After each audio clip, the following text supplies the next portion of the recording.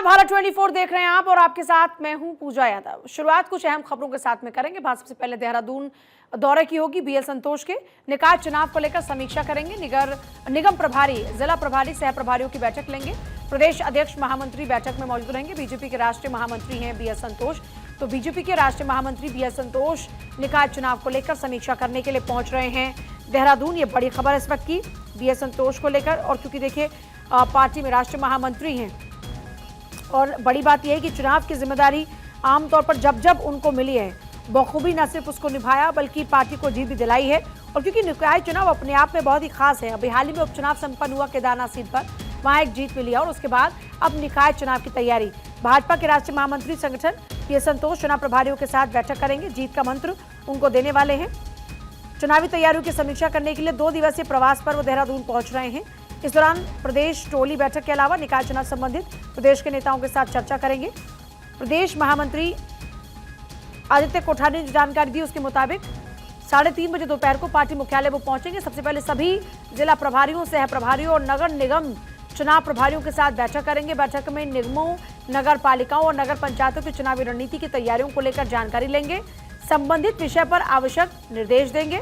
इसके बाद शाम के 7:30 से 9 के बीच अन्य महत्वपूर्ण प्रदेश टोली बैठकों में शामिल होंगे। टोली बैठक में प्रदेश अध्यक्ष महेंद्र भट्ट, प्रदेश प्रभारी दुष्यंत गौतम, सह प्रभारी रेखा वर्मा, प्रदेश महामंत्री संगठन अजय कुमार, प्रदेश उपाध्यक्ष कुलदीप कुमार समेत सभी प्रदेश महामंत्री मौजूद रहेंगे।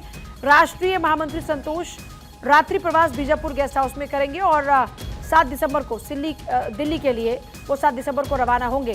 तो देखिए, निकाय चुनाव को लेकर होने वाली बैठकों के संबंध में लगातार आप देख रहे हैं कि तैयारियां भी चल रही हैं और इस बीच प्रदेश अध्यक्ष के निर्देश पर निकायों के चुनाव प्रभारी नियुक्त हो चुके हैं। शीघ्र ही पार्टी सभी निगमों, नगर पालिका और नगर पंचायतों में पर्यवेक्षक टीम भेजने वाली है। ये टीम स्थानीय वरिष्ठ कार्यकर्ताओं और पार्टी पदाधिकारी संभावित प्रत्याशियों को लेकर विस्तृत चर्चा करेंगी। जमीनी सर्वे के आधार पर प्रत्याशियों को लेकर रिपोर्ट तैयार की जाएगी। हरीश थपलियाल मेरे साथ जुड़ रहे, मेरे सहयोगी। अब हरीश, लगभग दोपहर के 3:30 बजे बैठक शुरू होने वाले, इसमें बीएल संतोष की मौजूदगी होगी, लेकिन प्रदेश स्तर पर नेताओं की क्या तैयारियां नजर आ रही हैं?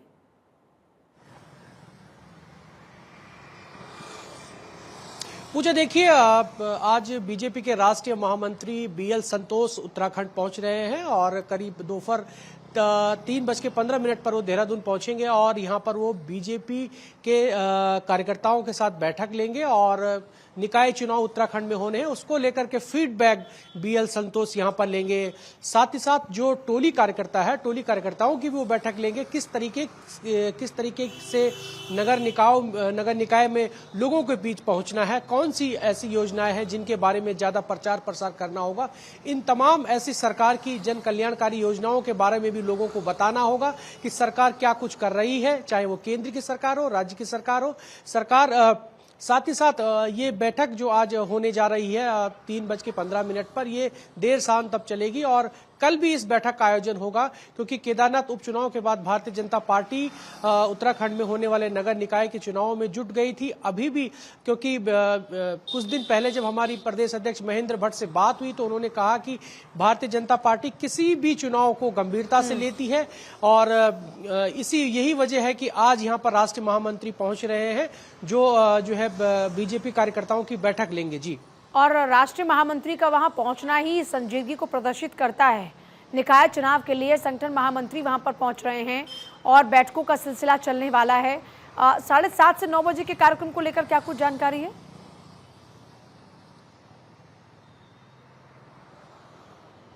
पूजा, देखिए ये टोली बैठक इसे कहेंगे और टोली बैठक में जो मंडल अध्यक्ष हैं या जिला स्तरीय कार्यकर्ता है उनके साथ ये बैठक होगी। बीएल संतोष इनसे फीडबैक लेंगे। हरीश, वापस लौटते, सार्वजनिक उपक्रम से जुड़े कर्मचारियों को मिला तोहफा। धामी सरकार ने कर्मचारियों को तोहफा दिया है। बोनस और महंगाई भत्ता देने के आदेश है। 40,000 कर्मचारियों को लाभ मिलेगा। कर्मचारियों ने सीएम धामी का आभार जताया है। धामी सरकार ने दिया कर्मचारियों को तोहफा, बोनस और महंगाई भत्ता देने के आदेश। 40,000 कर्मचारियों को मिलेगा लाभ। ये बड़ी खबर है इस वक्त की। कर्मचारियों ने सीएम धामी का आभार जताया। सार्वजनिक उपक्रम से जुड़े कर्मचारियों को तोहफा। धामी सरकार ने कर्मचारियों को दिया तोहफा, बोनस और महंगाई भत्ता देने के आदेश। हरीश मेरे साथ जुड़े हुए हैं इस वक्त लगातार। सीएम धामी का आभार जता रहे हैं कर्मचारी, जिनको उपहार मिला है, जिनको तोहफा धामी सरकार की ओर से दिया गया है। इसको लेकर किस तरह से तैयारी की गई, इसका क्या असर उत्तराखंड के बजट पर देखने को मिलेगा और कर्मचारियों को इससे किस तरह लाभ मिलने वाला है? मुझे देखिए, ये सीएम पुष्कर धामी सरकार की बड़ी सौगात है राज्य के करीब 40,000 से ज्यादा कर्मचारियों के लिए, जिनका महंगाई भत्ता और बोनस जो है उसमें बढ़ोतरी की है, उसकी जो है उसको बढ़ाया गया है। इसको लेकर के सभी कर्मचारियों ने सीएम पुष्कर धामी का आभार जताया है। इसमें बजट को लेकर के पहले ही चीफ सेक्रेटरी राधा रतूड़ी ने आदेश कर दिए हैं कि तमाम जो कर्मचारी हैं उनको बोनस और महंगाई भत्ते उनके बढ़ा दिए जाएं। और पहले ये जो महंगाई भत्ते थे, मूल वेतन पर 50% इनको दिया जाता था, लेकिन अब 50 से बढ़ाकर 53% इसको बढ़ा दिया गया है, यानी कि 3% महंगाई भत्ता राज्य के कर्मचारियों को मिलेगा। इसमें जो महंगाई भत्ता पाने वाले कर्मचारी है, इनमें राज्य के सभी निगमों, उत्तराखंड जल विद्युत निगम, उत्तराखंड पावर कॉर्पोरेशन, तमाम ऐसे जो स्वायत्त संस्थाएं हैं, उनको यहाँ पर महंगाई भत्ता उनका बढ़ा दिया गया है। इससे उत्तराखंड के राजकीय कर्मियों में खुशी की लहर है। उन्होंने सीएम पुष्कर धामी का भी आभार जताया है। जी, सीएम धामी का आभार जताया। बहुत शुक्रिया आपका फिलहाल पूरी जानकारी के लिए। तो देखिए, जाहिर तौर पर जो कर्मचारी होते हैं उनके लिए ये बोनस और महंगाई भत्ता बहुत ही महत्वपूर्ण होता है और आमतौर पर सरकारें ये फैसला लेती हैं। धामी सरकार ने भी कर्मचारियों को तोहफा देते हुए ये फैसला लिया है और कर्मचारियों को ये राहत मिली है। और जैसा भी हरीश जानकारी दे भी रहे थे कि बजट में इसको लेकर पहले से प्रोविजन कर लिया गया था और इसको लेकर पहले से ही तमाम बातचीत जो है वो हो चुकी है, प्रक्रिया पूरी हो चुकी है। देखिए, आगे बढ़ते हुए अगली खबर का हम रुख कर लेते हैं, क्योंकि ये खबर तो थी कर्मचारी से जुड़ी हुई, जिनको एक अच्छी खबर मिली, जिनके लिए एक राहत भरी खबर थी। अब बात होगी 8 दिसंबर से शुरू शीतकालीन चारधाम यात्रा की। सीएम पुष्कर धामी करेंगे यात्रा की शुरुआत। गंगोत्री, यमुनोत्री, बद्री, केदार मंदिर में पूजा अर्चना होगी। गद्दी स्थल पर चारों धामों के दर्शन कर पाएंगे श्रद्धालु। तो 8 दिसंबर से शुरू होगी शीतकालीन चारधाम यात्रा। सीएम पुष्कर धामी करेंगे यात्रा की शुरुआत। गंगोत्री, यमुनोत्री, बद्री, केदार मंदिर में पूजा अर्चना होगी और गद्दी स्थल पर चारों धामों के दर्शन कर पाएंगे श्रद्धालु।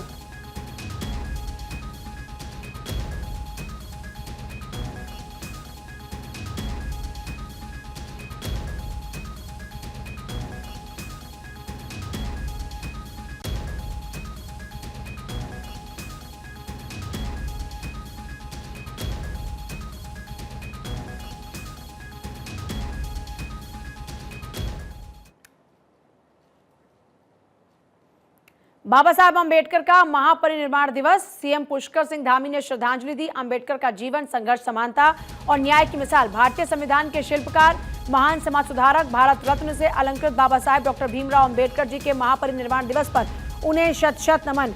आपका समस्त जीवन, संघर्ष, समानता और सामाजिक न्याय की अद्वितीय मिसाल है। आइए उनके आदर्शों पर चलकर एक समतामूलक समाज के निर्माण का संकल्प लें।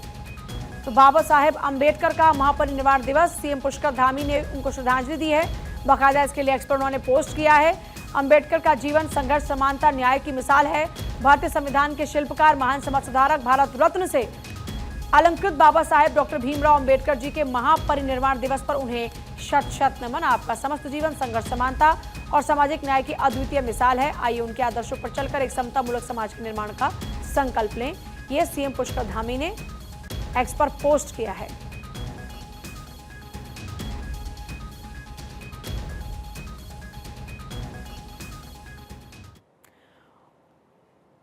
और इस बीच देवेंद्र फडणवीस ने भी कहा कि सबसे खूबसूरत चीज़ हमको मिली है हमारे भारत का संविधान। तो बाबा साहेब अंबेडकर का महापरिनिर्वाण दिवस है और सीएम पुष्कर धामी ने श्रद्धांजलि दी है।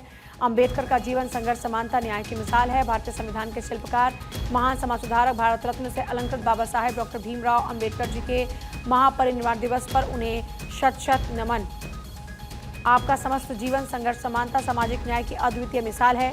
आइए उनके आदर्शों पर चलकर एक समतामूलक समाज के निर्माण का संकल्प लें। ये पुष्कर सिंह धामी ने भी एक्स पर पोस्ट किया। आगे बढ़ते हुए बात करेंगे होमगार्ड और नागरिक सुरक्षा स्थापना दिवस की। सीएम पुष्कर धामी ने शुभकामनाएं दी हैं। होमगार्ड जवानों को शुभकामनाएं दी हैं।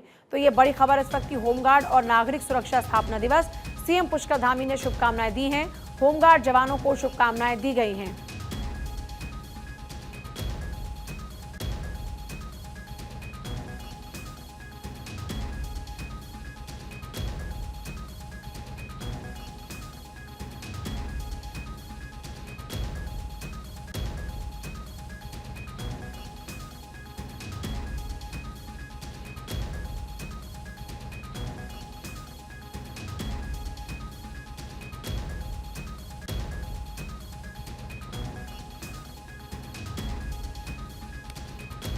और देखिए सीएम पुष्कर धामी ने एक्स पर पोस्ट किया है अल्मोड़ा के बानड़ी देवी मंदिर का वीडियो।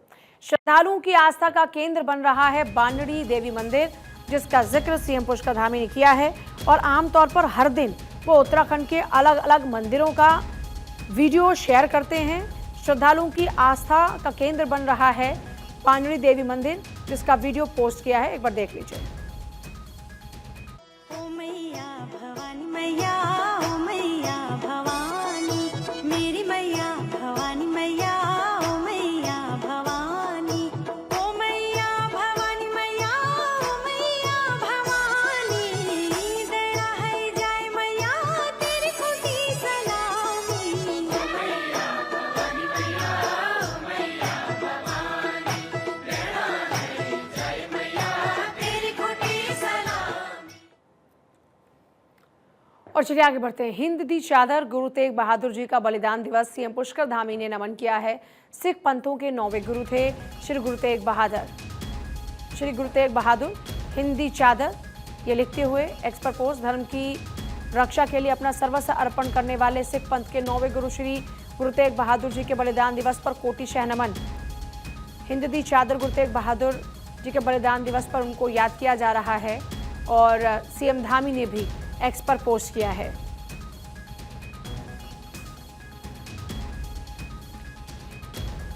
तो आज उनके बलिदान दिवस के मौके पर उन्हें याद किया जा रहा है। धर्म की रक्षा के लिए अपना सर्वस्व अर्पण करने वाले सिख पंथ के 9वें गुरु श्री गुरु तेग बहादुर जी के बलिदान दिवस पर उनको कोटि शह नमन।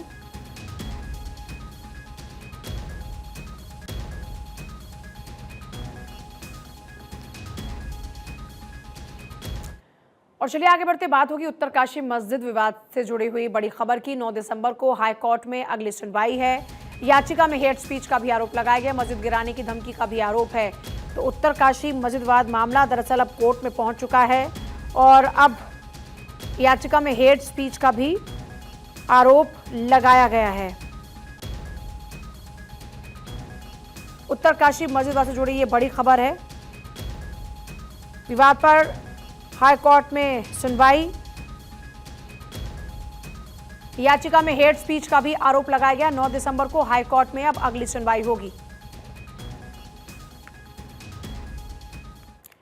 और चलिए आगे बढ़ते हैं। खबर ऋषिकेश से है, जहां खुले में शौच मुक्त के लक्ष्य की प्राप्ति के लिए नगर निगम ने जगह जगह सूचना पट लगाए हैं ताकि लोगों को जन सुविधाओं का लाभ मिल पाए। नोटिस बोर्ड पर पूरी इन्फॉर्मेशन है।